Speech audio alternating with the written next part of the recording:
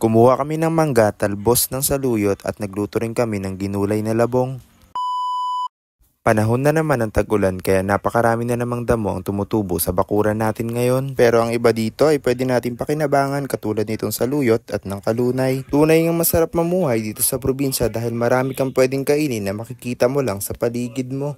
Basta marunong ka lang magtanim ay hindi mo na po problemahin ang uulamin mo. Isa nga itong saluyot na pwede nating ulamin kapag wala tayong no choice. Dalawang luto nga lang ang alam ko nito katulad ng paksiw at ng binagoongan. Base sa aking kalaman, sa Google pala, nakakatulong daw ito sa pagpapalakas ng ating resistensya. May taglay din daw itong vitamins and antioxidant na makakatulong upang mabawasan ang wrinkles sa ating katawan. Kaya nga kung gusto mong manatiling fresh and maging looking young, ay kumain ka lagi ng saluyot para di mo na kailangan pumunta pa kay Dr. Vicky Bello para magpa-botox.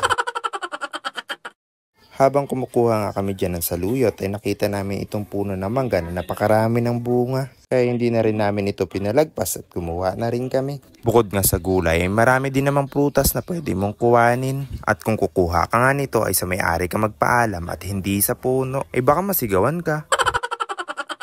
Aba yung iba kasi nagpapaalam sa puno at hindi sa may-ari. Aba naman ay kayo husay.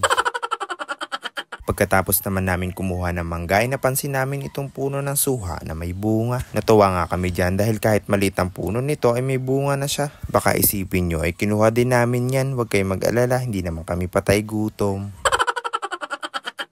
Saktong-sakto nga ang pagkuha namin ng saluyot dahil may tinitinda ang nanay ko na tinadtad na labong.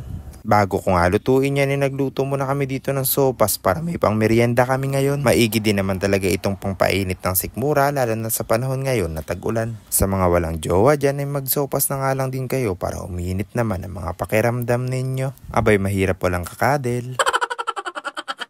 Pagka-uwi nga namin dyan ay niluto ko na rin itong labong para meron naman kaming panghapunan. Unang ang ginawa ko dyan ay nagpakulo ko ng tubig na may sibuyas. At nang kumulo na nga yan ay nilagay ko na itong bagoong, pati na rin itong labong. Napakasarap din talaga nito dahil kitang-kita naman na sariwa pa yung gulay. Pagkatapos nga dyan ay naglagay din naman ako ng papasarap, pang magic sarap. Pinakuluan ko nga lang din yan ng saglit at pagkatapos naman ay nilagay ko na rin itong saluyot. Amoy pa nga lamang nito ay talagang ulam na.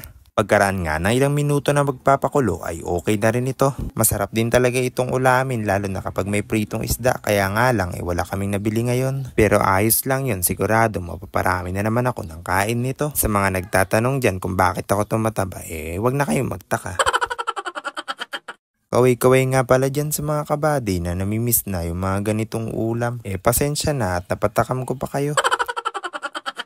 Kung napanood mo nga ang video ito ay huwag mo sana kalimutan mag-react, comment, and follow. Maraming salamat mga kabady!